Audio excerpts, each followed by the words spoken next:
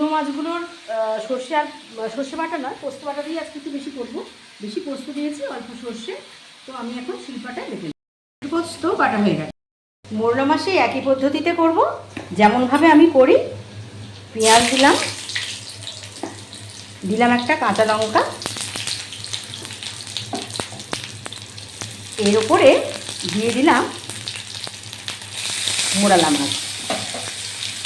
এইগুলো একটুখানি হয়ে আসুন এদিক ওদিক, তারপরে আমি পোস্ত বাটাটা দেবো।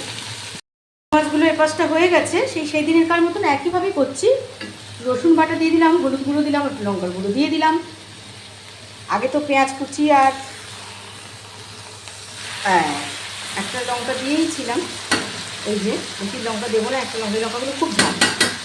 এবারে যেটা করব, এখানে আমার পোস্ত বাটাটা আছে, এর মধ্যে আমি পোস্ত বাটাটা দিয়ে দিলাম।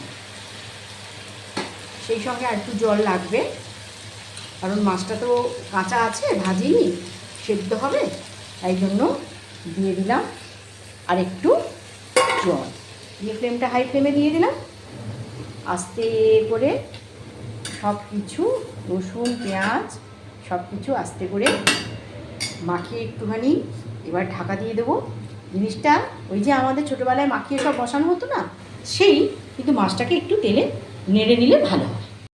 পোস্ত চুনো মাছ আমার রেডি হয়ে গেল। এটা হচ্ছে চুনো পোস্ত।